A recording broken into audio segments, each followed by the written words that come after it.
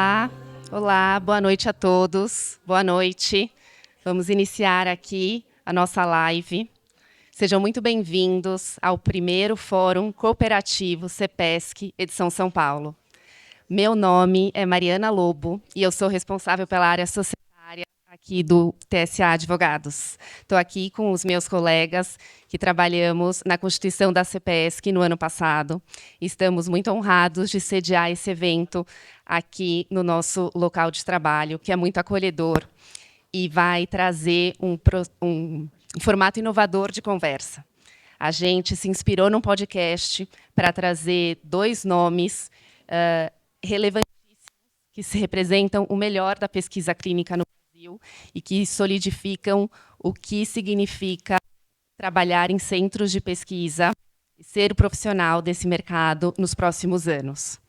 Então, por favor, sem mais delongas, eu convido agora o Dr. Charles Schmidt e o Dr. Hélio Osmo para se juntarem aqui nesse diálogo, nesse formato diferente, para falar de dois temas que são o ecossistema de pesquisa clínica e a governança para crescer com segurança. Muito obrigada. Obrigado a vocês pelo convite.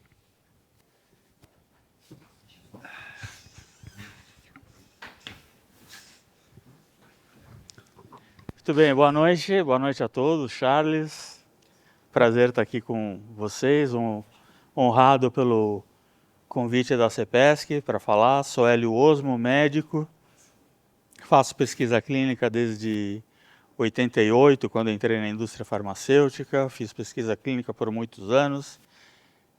Depois eu entrei mais para a parte corporativa, nos últimos 20 anos fui diretor. Tive experiência na parte de governança corporativa das empresas. Saí da indústria farmacêutica em 2022. Montei um curso de formação de conselheiros na área da saúde. Tenho mais de 400 conselheiros formados até hoje, já tenho 14 turmas formadas. E juntando a minha experiência em pesquisa clínica e governança, eu imagino as empresas de pesquisa clínica numa fase, nesse momento, em 2025, com a nova lei, passando por um momento de grandes mudanças, assim como foi desde o início. Imaginem vocês, em 88, 89, tivemos a criação do SUS, na década de 90, no início, o GCP, Good Clinical Practice, mudou completamente a forma de gerenciar as pesquisas clínicas. Depois, FDA e Anvisa criaram as suas regras, rigor científico, dados, cibersegurança, ética. Tudo isso a gente passou por momentos de grandes mudanças e aprendi que na vida as grandes mudanças acontecem muito rapidamente, a cada 2, 3, 4 anos dá uma reviravolta em tudo que nós estamos fazendo. E agora estamos passando por uma nova mudança, ou seja, aqui no Brasil a gente tem o início de uma nova lei que está em fase de implementação e é assim mesmo, né? Todo mundo que enfrenta mudanças por causa da a revolta em sair da zona de conforto, reclamações. Vivemos muito isso também, desde da criação da própria Anvisa, a criação dos genéricos, que deu um reviravolta na indústria farmacêutica, todo mundo reclamou, todo mundo chorou. A criação da lei de triagem neonatal, todo mundo reclamou, todo mundo chorou, mas as coisas acabaram se acalmando, e as pessoas aos poucos foram se adaptando. Isso vai acontecer também com a pesquisa clínica. A minha parte aqui, hoje eu vou falar mais da parte de governança das empresas. Por quê? A gente, dentro da pesquisa clínica, a gente se acostumou desde o início a ter um rigor muito grande em relação à preservação dos dados, compliance em relação à veracidade dos dados, compliance no segmento dos protocolos e fazer uma pesquisa de boa qualidade para que a gente se iguale aos melhores centros de pesquisa do mundo. A gente aprendeu, nós recebemos auditorias do FDA, da Anvisa, do EMA, somos muito bem sucedidos, mas nessa grande mudança que está acontecendo agora, igual uma criança que começa a andar, né? Nossa, fica todo mundo desesperado, a criança vai cair da escada, vai bater a cabeça na parede, o que vai acontecer? Porque as empresas de pesquisa clínica, elas são empresas, são um empreendimento, e elas não só têm que seguir os protocolos de compliance do GCP, mas aprender a seguir os protocolos de como governar uma empresa da melhor forma possível, porque essa empresa ela quer continuar existindo, ela quer ter longevidade, ela quer crescer, ela quer faturar os milhões de dólares desse mercado, mas será que nós estamos prontos para isso, nesse momento de transição, dessa grande mudança? Então essa é a grande dúvida que eu e o Charles, a gente tem conversado bastante. Não é igual a você ter um SOP na gaveta para apresentar numa auditoria do FDA. Quando você tem um SOP de governança, se você não aplicar aquele SOP, você quebra em pouco tempo. Você precisa seguir todas as regras de como uma empresa funciona para ter eficiência operacional, para ter faturamento, para ter crescimento, para participar de um mercado competitivo. Você tem que se preparar, eventualmente, para receber uma proposta de uma empresa americana ou uma empresa chinesa para fazer uma associação, um merge, eventualmente até ser comprado por uma empresa dessas. Então você precisa ter realmente uma empresa saudável nesse sentido.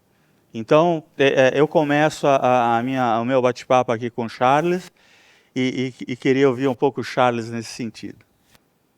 Boa noite a todos. Realmente é um grande prazer estar aqui com vocês, como diretores e fundadores da Cooperativa de Pesquisa Clínica, do qual me honro bastante.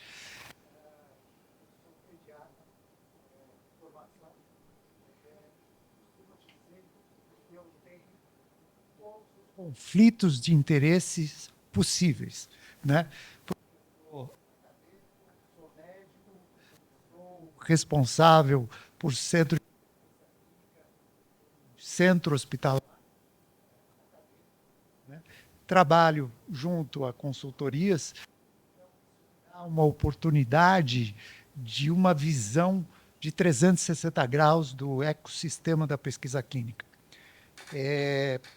Como o Osmo falou sobre a governança e também os muitos mimimis de reclamação de tudo.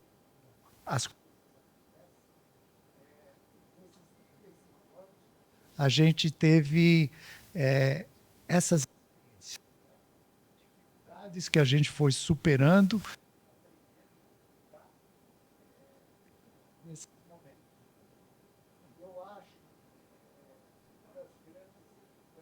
que centros de pesquisa clínica, uma questão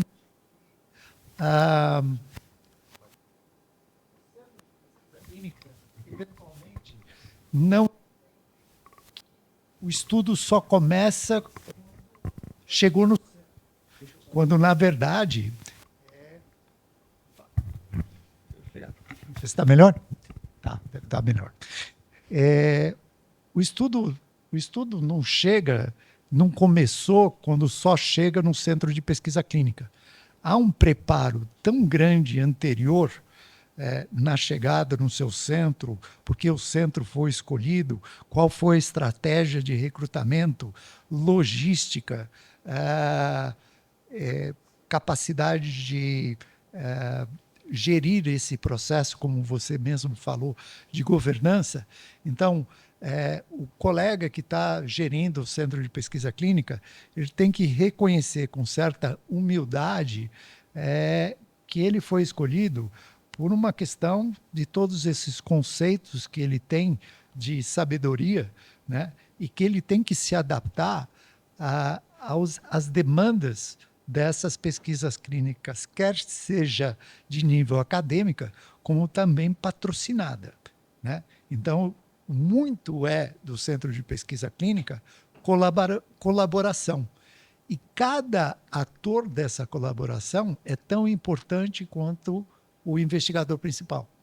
Se não houver colaboração nas equipes de trabalho, não há pesquisa clínica que vai dar certo num centro, né? E volto mais uma questão da governança, de entender que o investigador principal, e agora sobre as novas regulamentações da revisão 3 do ICH Guideline, uma coisa muito importante é que o investigador principal é responsável pelo oversight de tudo que acontece no estudo, né?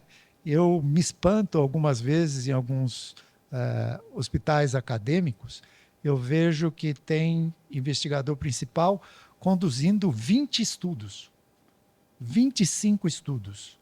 Eu não sei como esse investigador tem condições de saber que tudo isso está acontecendo em todos os estudos. E esse oversight tem sido cobrado nas auditorias e nas avaliações de monitoria, e que é alguma coisa que ainda não está incorporada essa responsabilidade.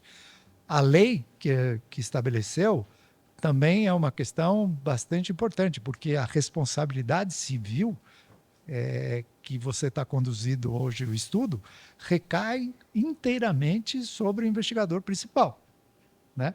Então, mais uma coisa que reforça que a governança de trabalhar com o Centro de Pesquisa Clínica não é um bico, não é uma atividade que eu faço aí quando sobra um tempinho e que eu possa delegar. Sim, você pode delegar, mas você tem que estar à frente de cada momento que está acontecendo naquele estudo.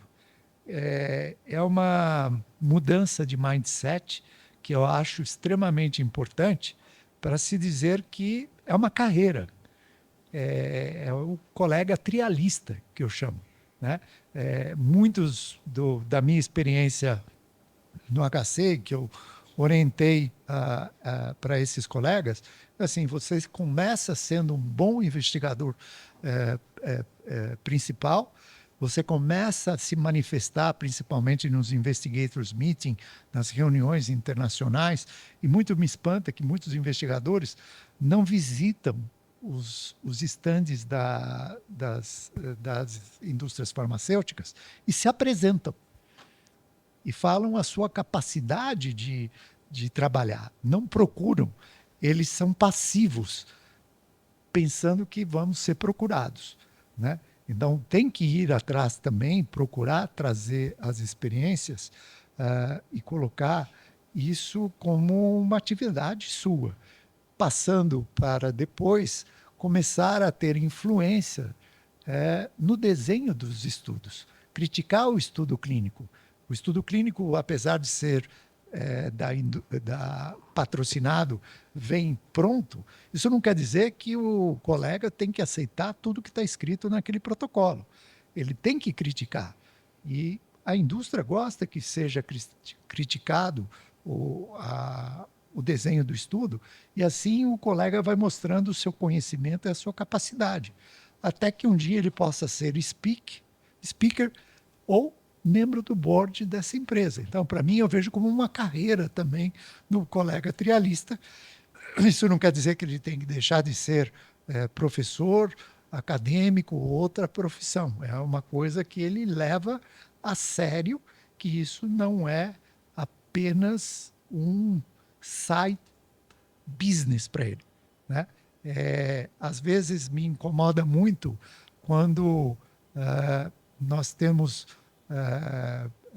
em alguns lugares que a gente conhece ou frequentou. Isso não é uma regra, não é nem alguma coisa crítica muito importante, mas para chamar a atenção, se o paciente chegou às 7 horas e 7h15, ele tem que começar a atender. A desculpa que eu estou passando visita em algum lugar e que tinha alguma outra coisa importante a fazer, é muito chato para o participante de pesquisa clínica. Muda toda a rotina de um centro. Então, admitir que eu sou um colega trialista, que eu tenho responsabilidade, como você mesmo falou, o compliance, a integridade, a ética e a colaboração, é fundamental que se entenda os novos modelos de pesquisa clínica. Os centros de pesquisa clínica estão cada vez mais profissionais no mundo e aumentando cada vez mais a competência. Então, você quer ser um centro escolhido, toda essa parte operacional de compliance, como você falou, de governança, passa a ser fundamental.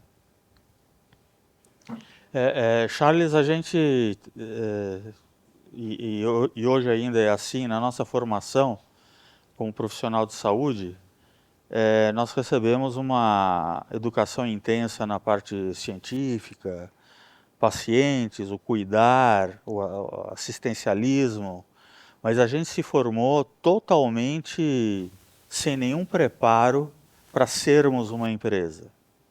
E isso a gente precisou aprender na vida, né, com a nossa experiência. E isso continua assim, tá?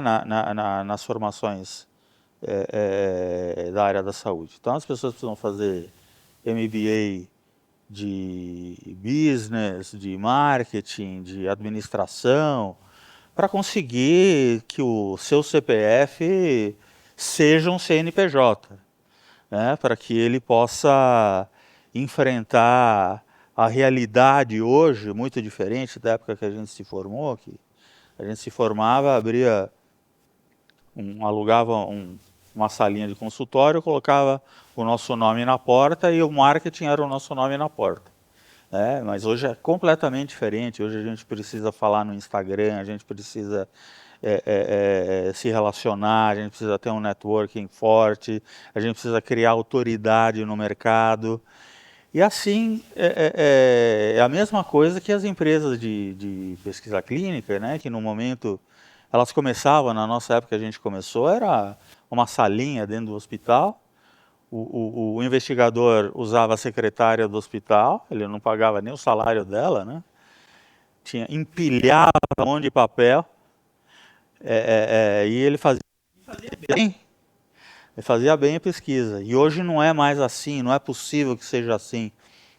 Então, o que eu tenho visto, né? Não sei se você concorda. Primeiro, é a cultura de você trabalhar numa empresa onde você reage frente aos problemas. Você não é proativo. Você sabe que a gente vive num ecossistema de muita incerteza, de muita regulação, mudanças rápidas. Então, a gente precisa ter essa capacidade de a cada dia acordar e falar, aconteceu uma coisa, preciso me adaptar, aconteceram problemas, como é que eu faço para me preparar para mitigar isso antes que seja um estresse da reação, mas eu me prevenir para ter um comportamento maduro frente ao funcionamento da minha empresa. Isso é uma das partes mais graves que eu vejo. A outra parte é a falta de padronização nos processos. Gente, pesquisa clínica, se não tiver o protocolo, a padronização, não vai dar certo. A gente vai passar meses fazendo, a gente vai ter um amontoado de números, um amontoado de dados que não vai servir para nada. As pesquisas são randomizadas, comparativas com placebo. O resultado vai ser o quê? Vai ser igual a placebo, que é o desastre, né? O maior desastre que pode acontecer é a droga que a gente está testando ser igual ao placebo, né? Foi tudo dinheiro jogado no lixo. Dentro da empresa, a gente também tem que ter essas mesmas regras, essa padronização, essa sequência de políticas e que vai em tudo, vai no RH, as pessoas. Você sabe como contratar um talento, você sabe que dentro da pesquisa clínica você precisa treinar as pessoas constantemente, porque novas regras acontecem, novas análises, novas metodologias. Isso é a parte de pessoas, a parte de inteligência artificial, descentralização dos estudos, como que você se adapta a essas mudanças. Você tem uma cultura pronta para receber e acreditar em mudança, e não chegar e falar, ah, não, tudo, vai mudar tudo de novo, outra vez, como é que eu vou fazer? Não, porque vai mudar, as coisas mudam muito rapidamente, por quê? Porque a inteligência artificial traz eficiência, traz rapidez, traz confiabilidade nos dados, traz compliance, porque você vai ter dados seguros, onde você vai mostrar evidências que não vão servir só para o registro do medicamento, vai servir também para incorporar os medicamentos nos governos. Hoje os medicamentos, eles precisam, quem paga os medicamentos é o governo. Ninguém tem mais dinheiro para pagar medicamento. Então você precisa estar pronto para se preparar, para ter dados confiáveis e também ter menos informalidade nas decisões. Você precisa tomar decisões que são colegiadas, você precisa ter gente boa para te ajudar, não a coisa ficar só na mão do dono, né? Você precisa ter pessoas onde você confia, onde você possa tomar decisões juntos, onde você pode alinhar as decisões que possam ser compartilhadas com o resto das pessoas nas empresas. Então, muito dessas coisas eu sinto falta, né? Coisas que eu aprendi no mundo corporativo. Dizer, ó, o mundo corporativo não é perfeito, o mundo corporativo apanhou muito para chegar nesse nível. Mas são coisas que ainda a gente precisa avançar muito nesse sentido. E depois, assim, se nome governança. Nome governança, as pessoas se assustam. O que é isso? O que é? Uma vez eu perguntei para uma pessoa, governança, como é que é a governança na tua empresa? Ah, eu dou Gympass para todo mundo. O que é isso? É isso que é a governança que você faz? Não, não é possível, né? Não é exatamente isso que eu estou falando, né? Então, não é manual para você colocar na gaveta para quando você tiver uma auditoria que alguém vai olhar. Então, você precisa ter uma cultura onde você vai ser tão sério no gerenciamento da tua empresa, na gestão, na governança, quanto você é sério na criação de evidências para entregar para o teu cliente. Eu acho que você colocou alguns pontos que eu acho que sempre chama atenção. Pesquisa clínica tem alguns, a gente chama um acrônimo FINER, né? A pesquisa clínica tem que ser factível, inovadora, importante, né? E relevante, né? Se não tiver essas características, não faça. Você não vai ter algum benefício ao participante ou à ciência, não faça. Porque tem muita pesquisa sendo feita para cumprir tabelas de publicar um paper, né? Isso aqui faz um lixo de dados que quando a gente vai fazer avaliações de estudos de evidência, só atrapalha, né? Então, quando eu estou pensando em fazer essa pesquisa, eu tenho que avaliar se ela realmente tem que ser feita, né? E não porque alguém achou bacana fazer pesquisa ou que eu preciso produzir X papers por ano, né? Então, esse é um ponto que me chama a atenção. A outra coisa que você comentou, que nós não fomos treinados como médicos e profissionais de saúde de uma coisa chamada liderança, né? Os nossos soft skills, né? Porque eu trabalho em equipe. Eu tenho que motivar a minha equipe. eu tenho que mediar a minha equipe, eu tenho que saber levar o estresse de uma pesquisa de uma forma que as pessoas ainda ficam motivadas, né? E não jogar em cima dos coordenadores, que a gente vê muitas vezes, delegando atividades para coordenadores que não poderia ser feita por coordenadores, né? Sobrecarregando trabalhos e depois reclamando de que há uma alta turnover de funcionários, né? Eu tenho que dosar as responsabilidades de cada um, liderar esse processo e que falta muito, né? Porque nós não fomos treinados nesse aspecto de liderança, né? Eu acho isso muito importante, né? Às vezes a gente vê o investigador principal sendo ríspido porque alguma coisa não funcionou, mas não foi saber a causa real do que aconteceu para aquilo vier à tona, né? Dimensionar a sua equipe é uma coisa complexa. Entender a jornada do paciente, os trâmites do estudo clínico, quanto eu vou ter de tempo para ficar rotulando kit de laboratório, quanto tempo leva a infusão, qual o preparo que deve ser feito na randomização. Há vários processos que os investigadores têm que estar alerta. Ah, não, mas isso a enfermeira faz. Não, ela precisa da sua liderança. Ela precisa estar sendo orientada nesse processo, né? Eu tenho que conhecer todas as fases que eu estou envolvido. Como você mesmo falou, a tecnologia vai auxiliar muito, e a inteligência artificial também.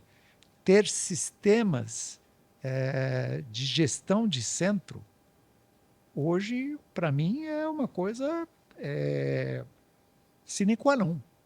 Eu só vou conseguir fazer a gestão de um centro se eu tenho, sei lá, 15, 30, 50 estudos correndo através de um sistema de gerenciamento. E esse sistema de gerenciamento, de gestão, também vai utilizar inteligência artificial para saber quando eu tenho que mandar uma nota fiscal, quanto eu posso ocupar as minhas salas, que as salas são normalmente exíguas, conhecer a necessidade de recurso humano para desenvolver cada estudo. Não, vem cada um, chegou um estudo novo, bota para dentro.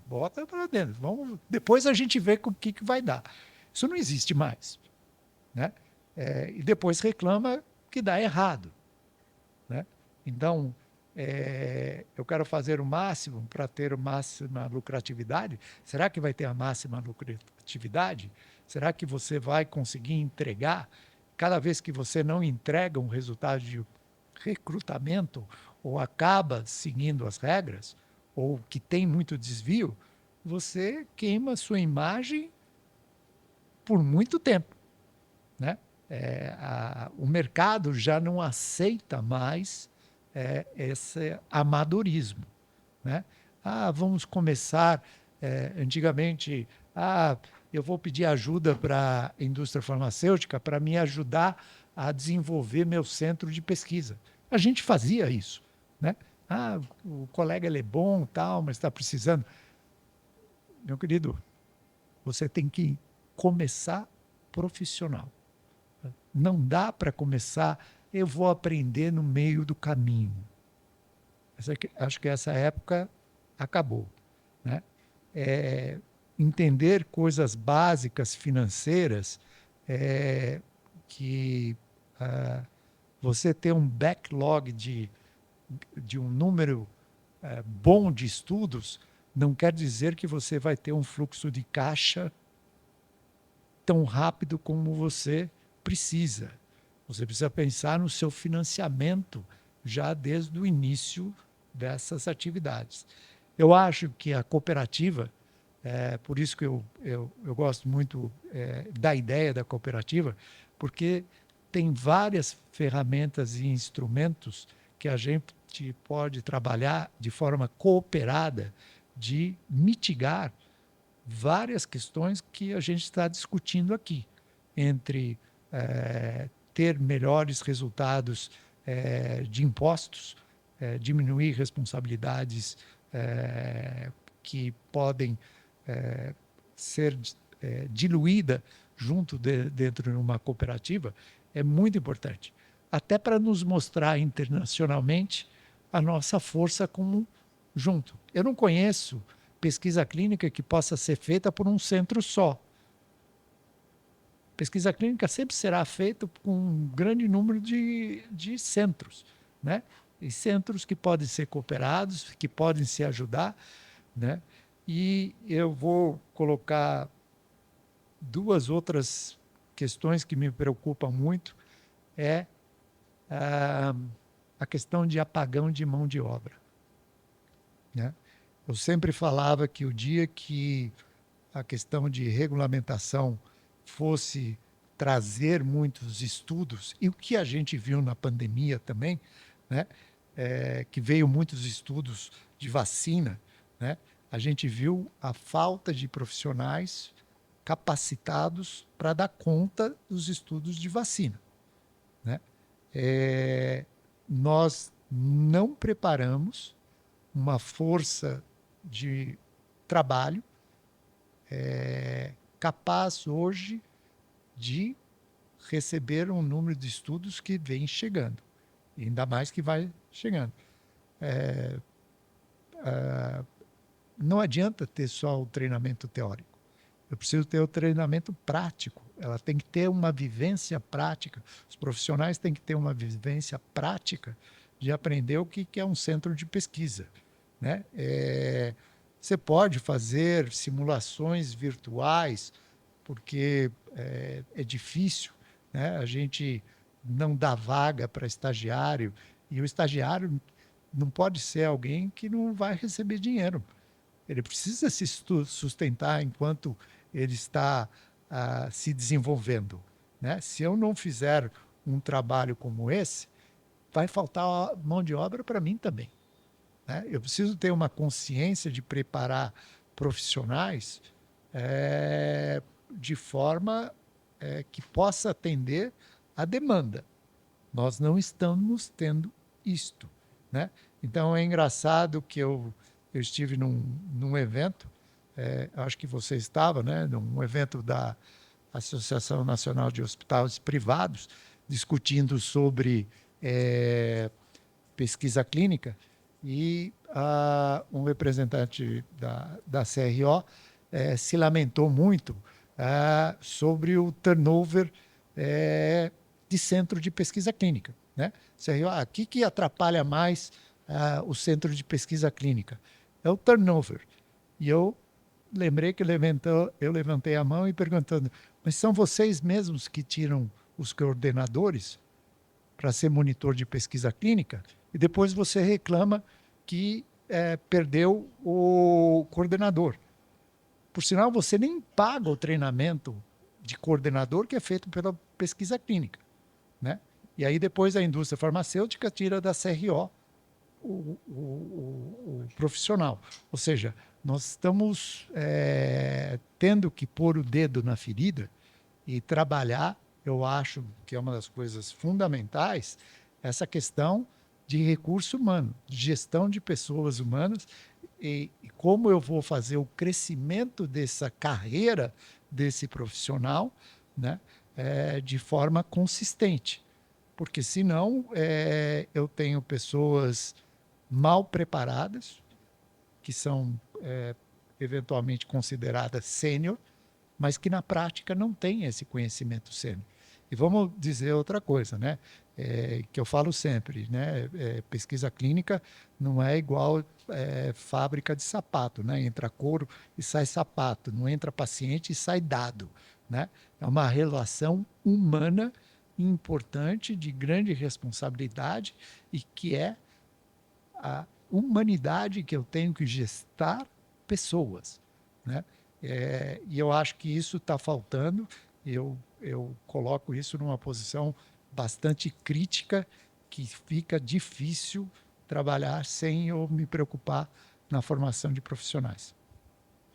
Muito bem. Eu não sei como a gente está de tempo, se a gente ainda pode, porque senão a gente vai até as 2 horas da manhã, né, aqui nessa conversa. Mas enfim, eu acho que tem um ponto aí que eu queria tocar e discutir com você, Charles, que é o seguinte. A gente está acostumado, né, quando a gente prepara planeja uma nova tecnologia para a gente poder registrar, incorporar, que a gente precisa focar nos desfechos. A coisa mais importante é você criar evidências suficientes através de desfechos confiáveis, de grande impacto, para que a gente possa criar uma bula consistente, a gente tem a aprovação da eficácia, segurança, tudo registrada e tudo comprovada, porque isso é que vai fazer a grande diferença no caso. Mas vamos pensar um pouco na empresa. O que a empresa tem feito para definir os seus desfechos? Né? Ou seja, você se reúne para definir, olha, hoje a nossa fotografia é essa e daqui 12 meses a gente quer que essa seja a nossa fotografia. Será que a empresa para discutir isso e para fazer um plano para definir o quanto eu quero crescer, o quanto eu quero ter de eficiência operacional, o que eu quero entregar durante esse ano? Existe um plano pré-definido, um plano estratégico?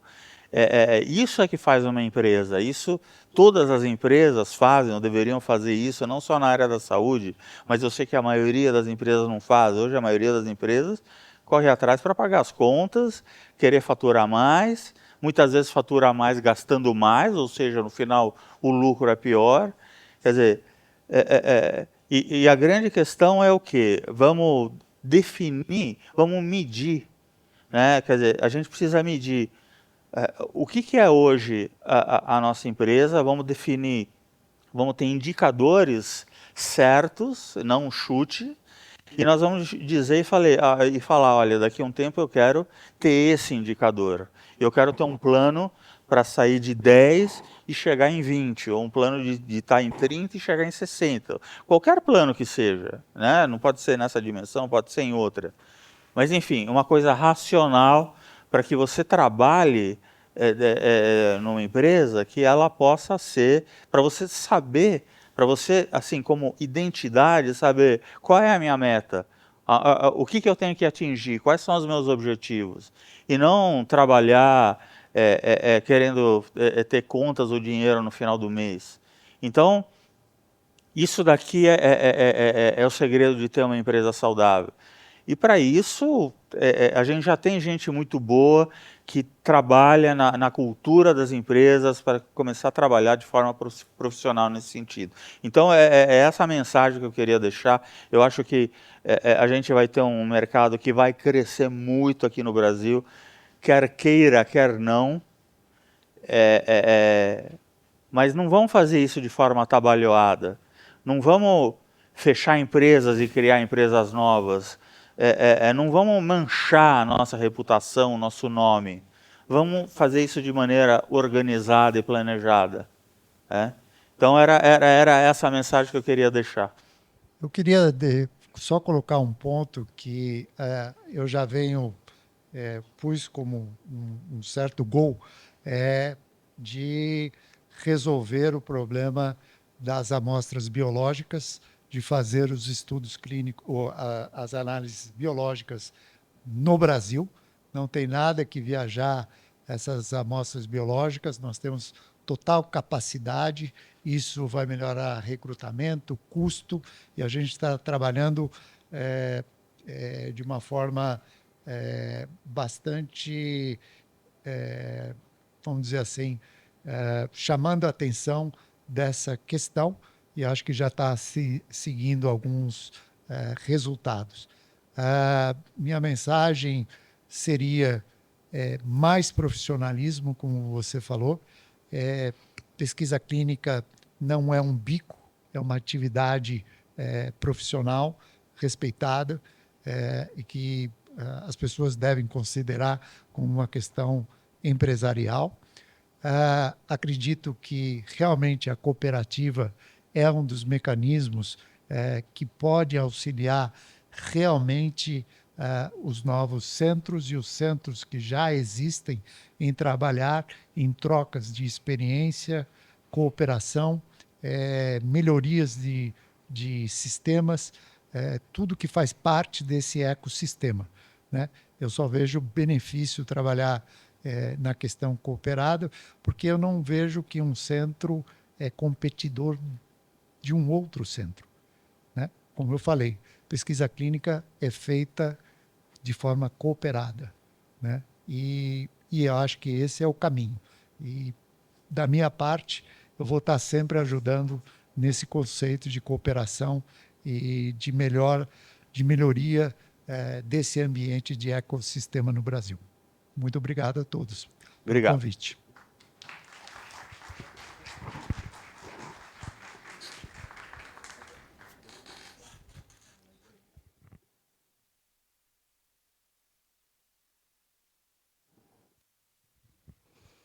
Agora, eu chamo aqui para o nosso podcast o Silas, que é o diretor financeiro da CPESC e a chave para a inovação da CPESC e todos os procedimentos diferentes e eficientes que a CPESC possui, eu garanto que é por conta do Silas, por favor.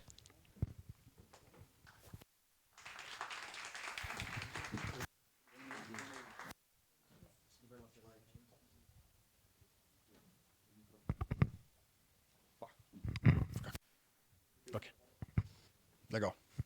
Olá, pessoal. Eu acho que nem todos me conhecem aqui. Eu conheço algumas pessoas aqui, são figuras super importantes dentro da pesquisa clínica. Bom, eu vim aqui como outsider, né, na pesquisa clínica. Estou aqui conhecendo pesquisa clínica a fundo aí desde janeiro. E eu queria passar um pouquinho da visão do mercado onde eu passei e quem é o Silas, né?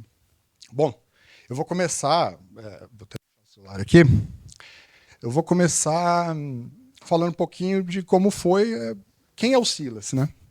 Bom, aos 9 anos de idade eu já brincava ali com meu avô, foi uma época bem legal, que foi a minha introdução na área de tecnologia, que ali foi muito legal esse tempo com meu avô, que ele me ensinou aos 9 anos ali a mexer com TVs coloridas na época, casas de tubo, quem é mais velho sabe disso.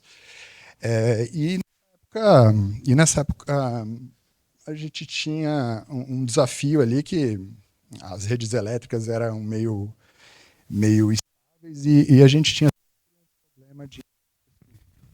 sempre tinha um problema de desprogramar a TV, e isso gerou uma curiosidade em mim ali de como que eu posso fazer para consertar uma TV, isso aos 9 anos, tá? Muita gente fala para mim assim, mas aos 9 anos eu estava comendo terra. Mas eu gostava, porque isso era uma coisa que me unia ao meu avô já é falecido, enfim. Então isso ali começou aquele moleque, aquela criança a se interessar por tecnologia. Bom, indo bem para frente, já dando um salto, quando eu tinha 14 anos, entrei para uma grande empresa, uma Big Tech do Brasil, com 14 anos, e desenvolvendo software, tá? Bom, já em 2011, Silas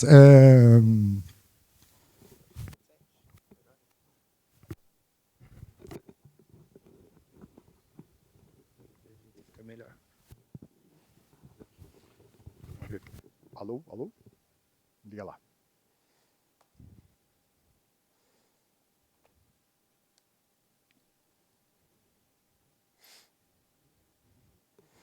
Tá funcionando? Oi, agora espero que não vai falhar. Vamos lá. Aos meus 14 anos, comecei na área de desenvolvimento de software e comecei na área de tecnologia. Minha paixão ali, vindo da área de eletrônica, foi sempre resolver problema complexo para minha cabeça. Imagina, uma criança de 14 anos, consertar um monitor, fazer algo que que demonstrava que eu estava descobrindo algo, era bem legal. Bom, já em 2011, ali eu já tinha empreendido em 2 oportunidades. Em 2011, acabei montando uma startup e tive a sorte, porque fazer uma startup é luta e sorte, é trabalhar muito e sorte. Tanto que foi uma época muito decisiva na minha vida, onde eu aprendi muito como dirigir uma startup, criar uma empresa de valor, onde de 2011 até 2018 a gente conseguiu virar unicórnio. Mas foi assim, muita gente eu vejo da pesquisa clínica falando, nossa, eu trabalho 50 horas por semana. Bom, ali eu trabalhava muito mais que 50 horas para fazer a coisa acontecer. Trabalhava 80, 90 horas, que era realmente trabalhar, fazer a coisa acontecer e tal.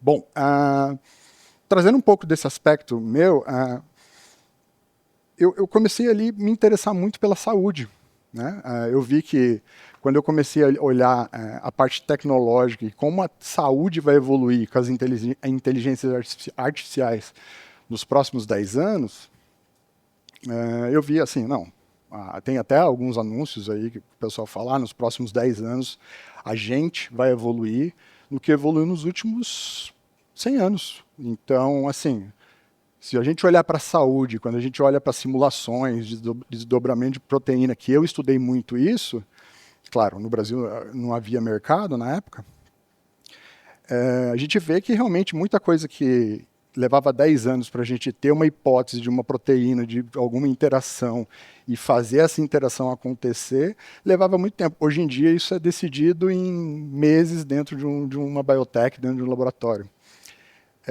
E isso, eu falei, não, legal. Bom, eu tentei entrar em contato com algumas pessoas do setor de pesquisa clínica. Vocês são um setor muito fechado, tá? Para quem é outsider aqui, nem eu. Fechado no sentido de realmente tá, quem que é ele, por que ele está querendo, né? E eu realmente estava querendo aprender e ver se tinha algum problema para resolver. Tá? No final das contas, eu me apaixono em resolver problemas. E aí, conversando com os problemas que a Alessandra tinha no centro dela, de tentar entender outros centros, a gente chegou a viajar para conhecer outros centros no país. Falei, não, por que no modelo de cooperativismo vocês não trabalham, né? Comecei a fundo nesse modelo, porque modelos como TI, até mesmo dentro da saúde, a gente tem a Unimed, a gente tem as cooperativas de anestesia, a gente tem outras cooperativas Brasil afora, né? Que surgiu lá da agricultura. Por que não fazer aqui? E aí a gente começou até a imaginar, não, vamos criar uma cooperativa dentro de Curitiba. Legal. Isso foi bem aceito, a gente começou a entrar ali no Paraná, também foi super bem aceito. Aí chegamos em São Paulo. São Paulo, todo mundo chegava para a gente e falava assim, cria cooperativa, sai com o CNPJ que aí a gente vai participar, porque é uma ideia incrível, todo mundo, né? Uma ideia incrível, porque ali quando a gente começa a olhar nos benefícios fiscais, que cooperativa, quando é um ato cooperado, a gente tem ali 30% menos imposto, pô, benefício magnífico, tanto para os profissionais quanto para os empresários. Aí surgiu o grande problema. Porque a gente estava realmente, como eu participei de rodadas de investimento, tá? Quando você tem uma empresa, você é uma startup, você tem que ir no investidor e pedir dinheiro para você transformar um produto, para você entregar para o mercado um produto que seja sexy do ponto de vista que isso vai vender e vai dar uma lucratividade.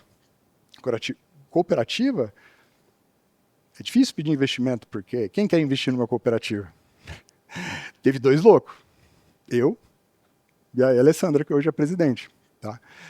Hoje a cooperativa ela foi fundada basicamente entre eu e ela, botando dinheiro das nossas reservas pessoais para fazer a cooperativa.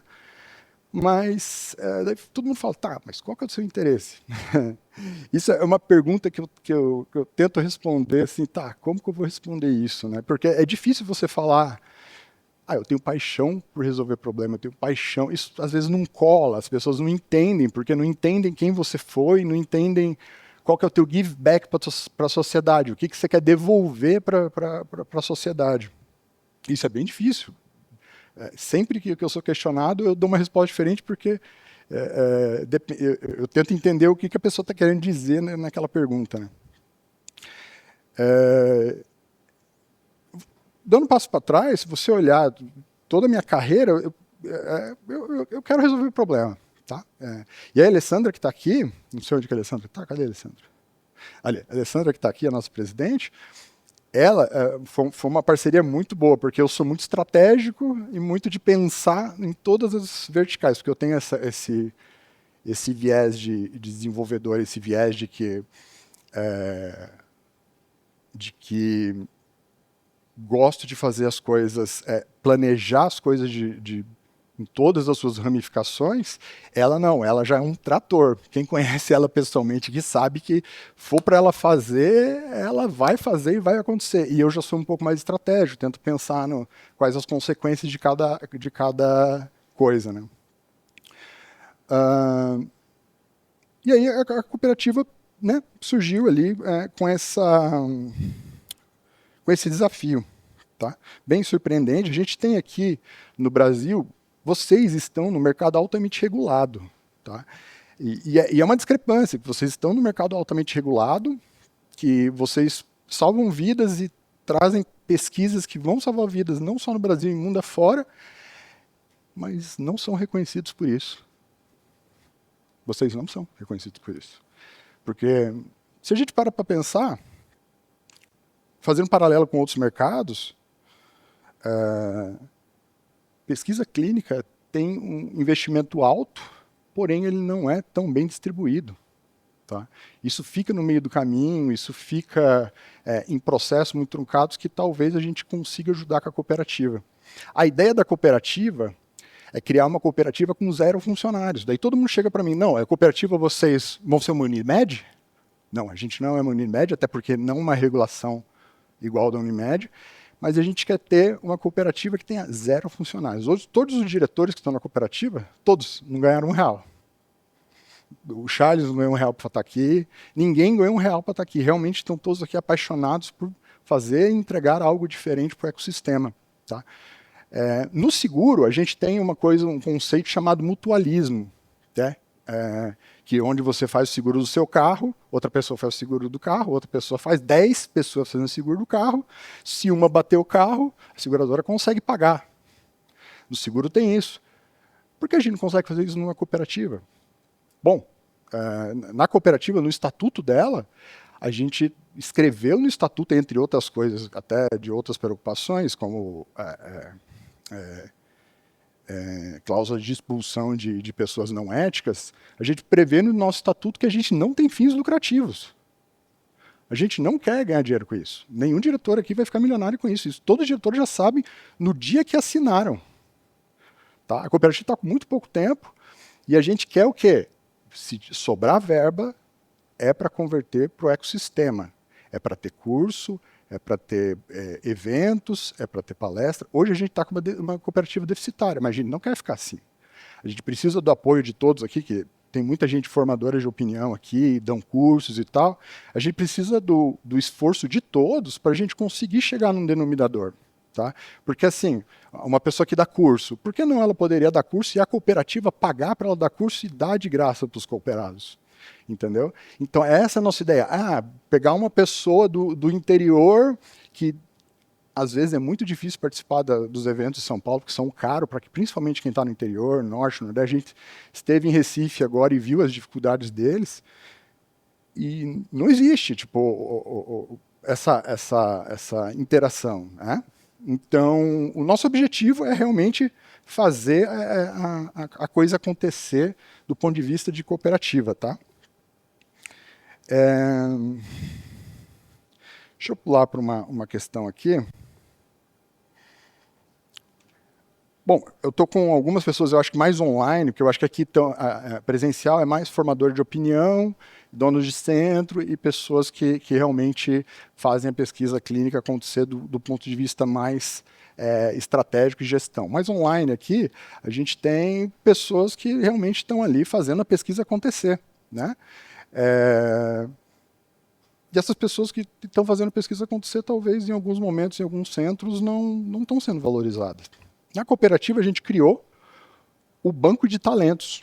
Tá? Em 30 dias que a gente criou o banco de talentos, onde você entra, é cooperado, se cadastra, você coloca seu currículo lá, você coloca todas as suas expertises no ponto de vista de pesquisa clínica. A gente teve um caso de sucesso já em 30 dias, que foi magnífico. Isso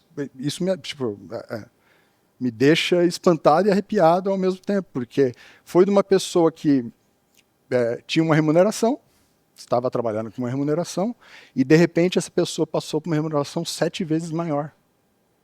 Só porque acharam ela pelo Google, porque a gente divulga, quando ela resolve no banco de talentos divulgar, ela é divulgada no Google, aparece ela no Google. Claro, com toda a autorização que ela que dá. Se ela quer que apareça um e-mail, vai aparecer um e-mail. Se ela quer que apareça o telefone, vai aparecer o telefone. O controle é da pessoa. E essa pessoa saiu de um salário X para 7X. Isso pra gente, eu pessoalmente, eu consigo ver, porque eu vim de origens muito pobres, eu consigo ver como que isso mudou a vida das pessoas. Sinceramente, tipo, no sentido que, imagine como vai ser, essa pessoa tinha filho, como que vai ser a vida com filho, a gente consegue ver valor, entendeu? E isso, na verdade, quando aconteceu, faz uns 2 meses que aconteceu, isso deu um gás para a gente. A gente já estava num momento que, eu fico até um pouco emocionado, a gente estava num momento que a gente estava pensando até em, vamos diminuir um pouco os investimentos, porque isso está saindo do meu bolso, está saindo da Alessandra, mas a gente falou, não, vamos até o final do ano fazer isso acontecer, de verdade, porque eu acho que pode impactar a vida das pessoas positivamente, tá? Eu estou procurando finalizar, tinha muita coisa para falar, mas, né, o nervosismo aqui, porque vocês são um público diferente, eu tenho que, às vezes, tentar pular alguns jargões de TI, então por isso me desculpem, tá, que eu estou tentando me adaptar. E assim, lembra daquele menino que eu comentei agora, que consertava, que fazia, que queria aprender? Eu sou esse mesmo menino. Eu quero fazer alguma coisa que eu tenha legado e seja lembrado, tá? Por todos aqui. Sei que a gente vai encontrar certas dificuldades, mas assim, eu estou empenhado para a cooperativa ir para frente, tá? Isso me emociona um pouco, tá?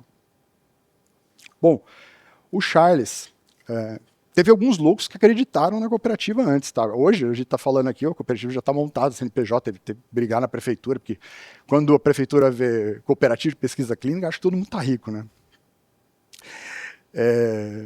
E foi uma briga, a Mariana sabe que foi uma briga, o Arthur sabe que foi uma briga para conseguir, não, cooperativa, não tem funcionário, a gente é uma plataforma 100% online, que a gente quer realmente escalar, fazer isso ser benéfico para a sociedade.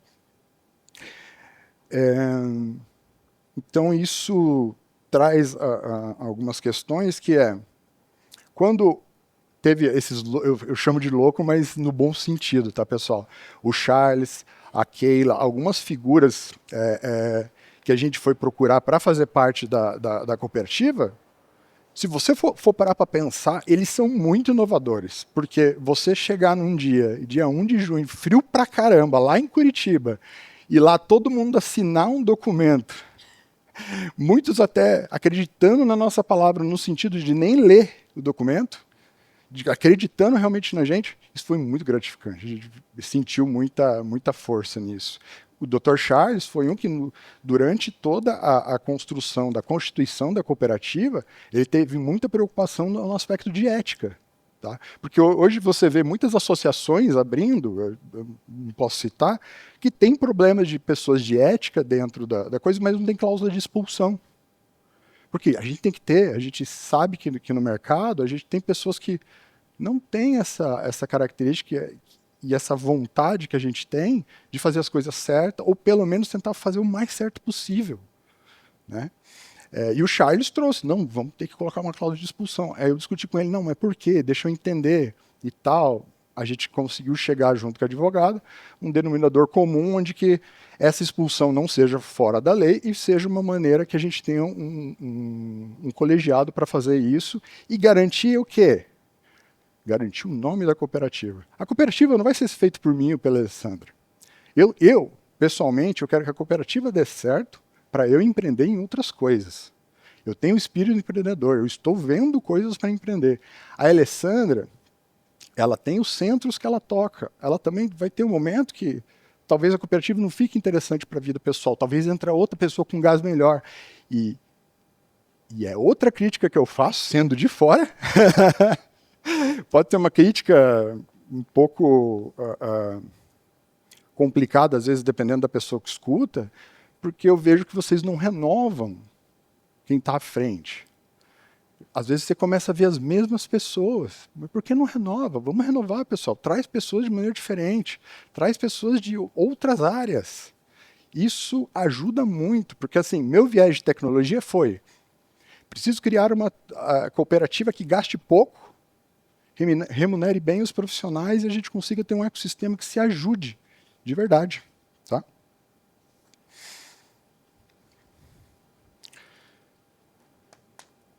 Tem uma coisa aqui que eu coloquei, que muito nas apresentações que a gente faz, sempre tem aquele velho paradigma, né? CLT, PJ.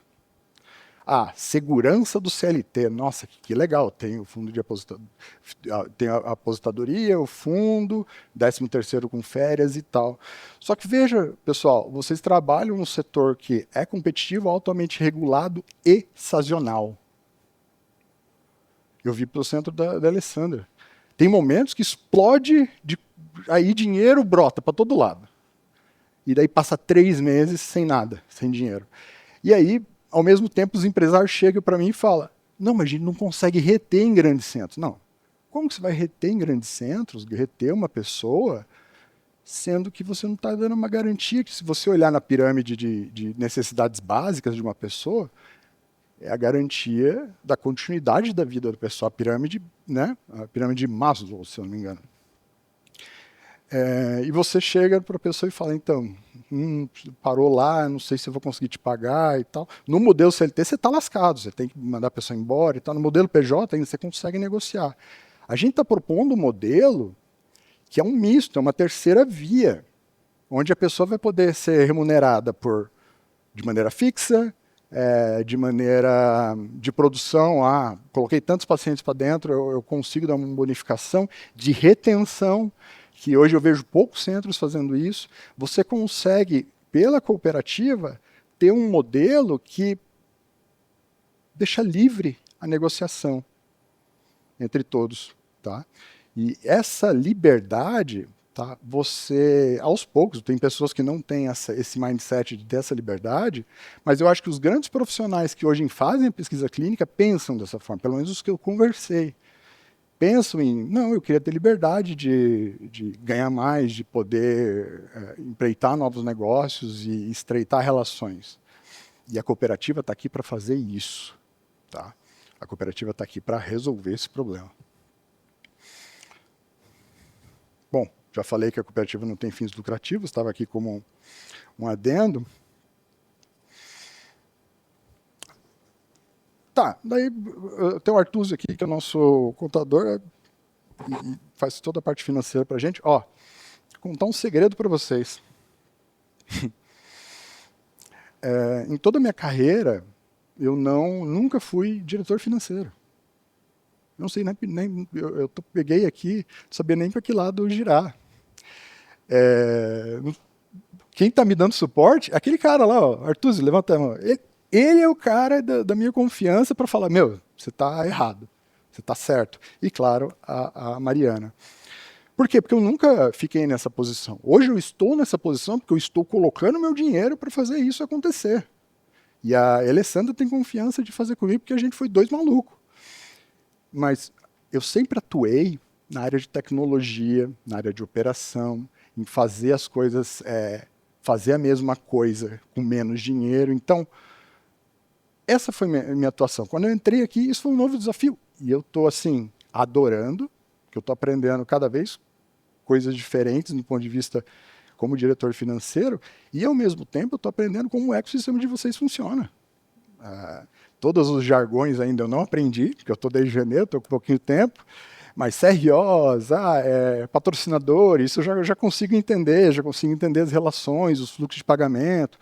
Quando é pagamento internacional, eu já estou conseguindo compreender isso. E mesmo para isso, para os pagamentos internacionais, a gente tem uma proposta na cooperativa, tá?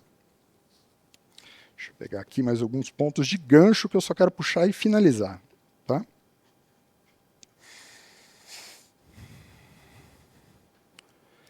Tá, vamos lá. Vou fechar com talvez um dilema aqui para todos, tá?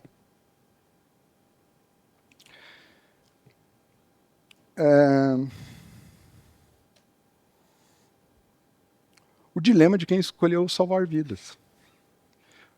Estou vendo aqui que eu trabalhei assim, obviamente, conversando. Eu não trabalho no centro de pesquisa no dia a dia, não sei como que é a vida de vocês no centro de pesquisa, mas o que eu vejo com a Alessandra, eu vejo que a gente tem que dar suporte para paciente 3 da manhã porque ele teve um problema, e isso é uma coisa que você impacta a vida das pessoas muito positivamente, principalmente quando a gente tem populações mais carentes, que aí chega um outro aspecto que me emociona pessoalmente, porque eu vim de uma realidade muito brutal, que quando você tem uma pesquisa clínica, uma pesquisa clínica muitas vezes simples, você vê que se você muda, por exemplo, adolescentes em dermatite atópica, eles têm problema psicológico, você vê que ele passa a ter mais confiança, você muda a vida da pessoa para melhor.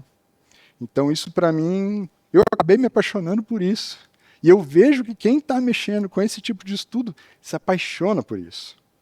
E eu acho que essa paixão não tem que acabar por causa da remuneração, ou por causa que está cobrando muito imposto. Acho que não tem que acabar. A gente tem que fortalecer isso dentro do nosso coração de verdade, tá?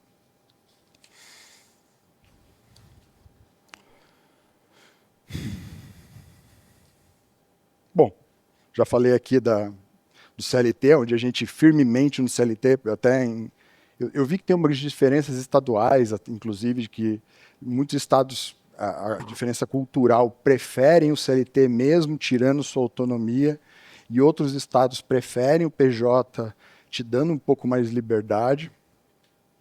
Mas a cooperativa entra com uma terceira via. Tá? Entra com uma terceira via por quê? Porque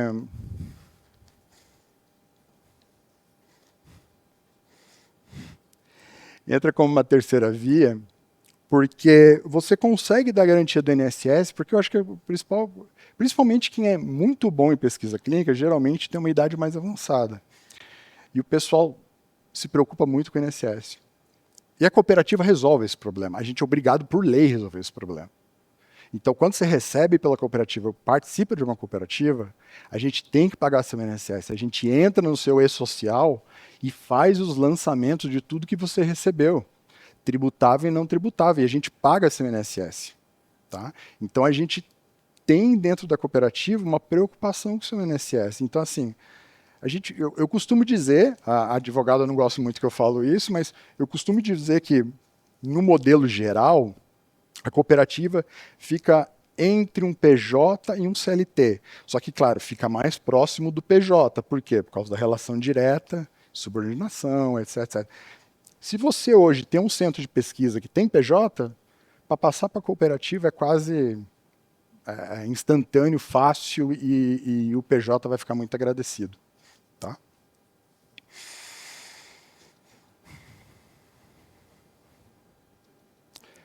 Quando empresas filantrópicas hospitalárias com volume de estudos, como pensam? Quais os benefícios?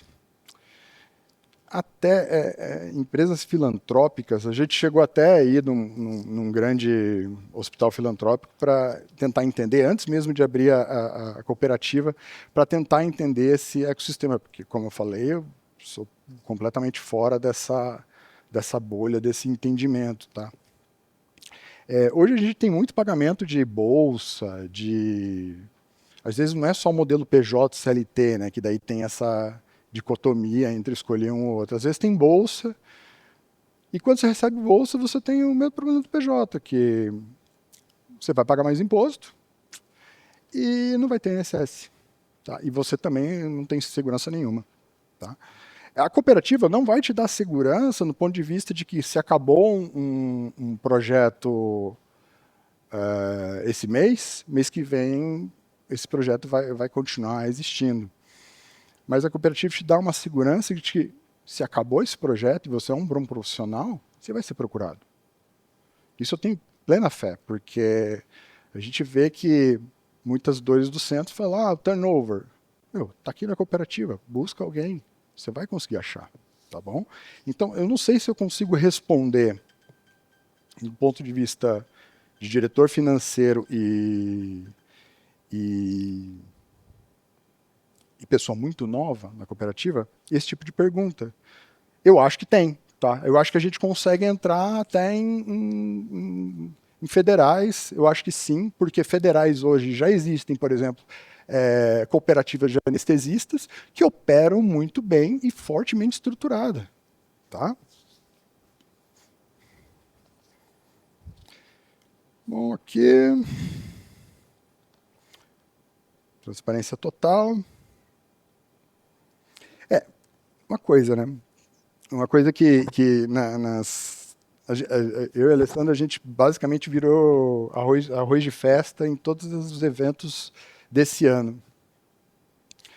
E sempre, não é uma crítica, mas é um modelo que hoje eu vejo, né, de que vocês realizam os eventos, que vocês realizam muitos eventos, crítica de fora, de alguém que não sabe, eu não tenho compromisso com nada, tá, pessoal? Não aceito não é uma crítica, é como eu vi a situação, que esses cursos, como é dado hoje esses eventos, talvez não chamam a médicos, patrocinadores. Eles são muito focados em base de pirâmide. Sabe, quando eu vou conversar com vocês, é sempre pessoas envolvidas muito na base de pirâmide. E a cooperativa, eu até estava comentando com todos os diretores, a gente tem que mudar isso, porque o ecossistema de pesquisa clínica, ele não é composto só por base de pirâmide, coordenador, quem vai lá realmente no dia a dia na operação.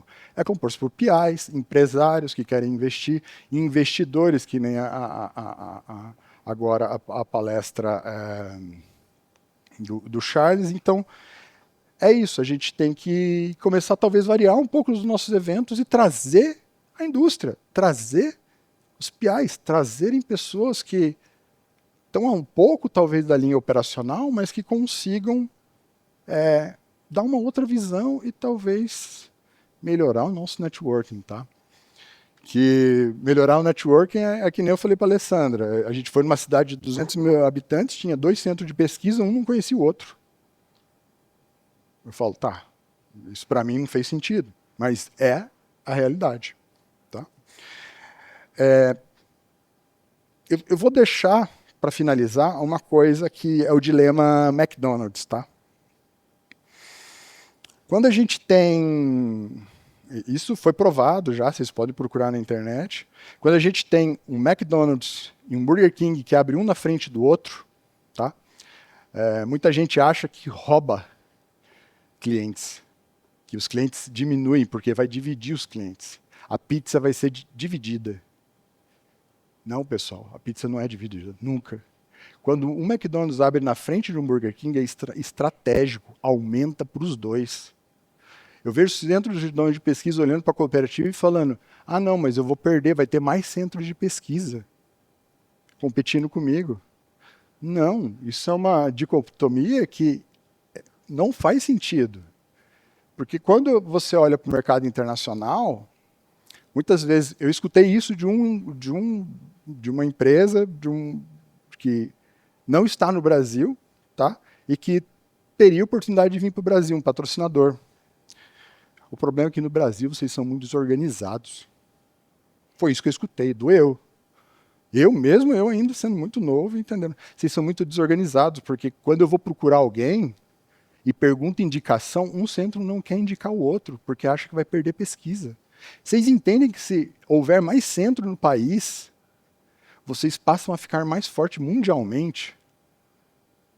Isso eu acho que não está na cabeça de todo mundo. A pizza, quando a gente olha até mesmo para o dinheiro em si, como é gerado a cadeia de valor, a pizza sempre aumenta. Ela nunca é dividida. Nunca é dividida. Essa pizza de pesquisa clínica, hoje está todo mundo falando, eu vejo o pessoal falando, não sei de onde tira os números, mas a gente tem que sair de 2% para 3%. Cara, a gente só vai conseguir sair de 2% para 3% quando houver mais centros estruturados, treinados, prontos para receber um estudo e se apoiando, de verdade, se apoiando. Porque aí um investidor americano ou alguém que queira fazer alguma coisa aqui vai ver que tem uma cadeia de suporte melhor do que hoje a gente tem. Então, essa fica a minha provocação para todos vocês. Obrigado.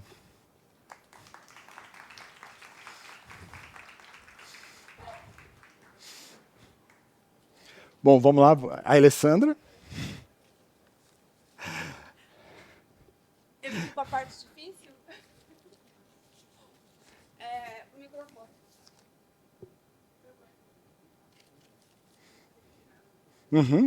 Sem problema. Consegue? E ela é a pessoa que eu mais admiro. Obrigada, gente. Eu fiquei com a parte difícil, né, de agradecer todo mundo. Digo difícil porque são muitas pessoas. Eu estou diante de pessoas muito importantes na pesquisa clínica aqui. Vocês, os que estão presentes aqui, os que estão nos ouvindo. Então, vai ser difícil lembrar de todo mundo, tá? Então, só vou começar dizendo quem não me conhece. Meu nome é Alessandra, eu sou enfermeira, eu sou de Curitiba, sou coordenadora de pesquisa clínica. A CPESC nasceu do meu sonho de coordenadora de pesquisa, de gerente de centro, que viu as dores e as necessidades dos meus PIs, que eu trabalho com muitos PIs, e das minhas coordenadoras. Um beijo para vocês, meninas. Obrigada por estarem aí. Nasceu do sonho de querer ajudar realmente, tá? Eu realmente não estou aqui para ser uma grande empresária, não é isso. É de ajudar realmente. E a gente está aqui para se ajudar. Então, eu quero agradecer, começar agradecendo pelo Dr. Charles, pelo Dr. Hélio, que acreditaram em nós, acreditaram nesse evento de hoje, estão aqui. A cada um de vocês, porque a gente chamou vocês faz 2 dias e vocês estão aqui. Todo mundo mandando WhatsApp para vocês. Muito obrigada por estar aqui. Quero agradecer muito ao Vitor.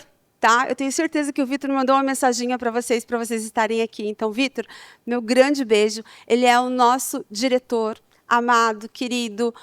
Obrigada, Keila, que está lá do Rio Grande do Sul mandando mensagem para a gente.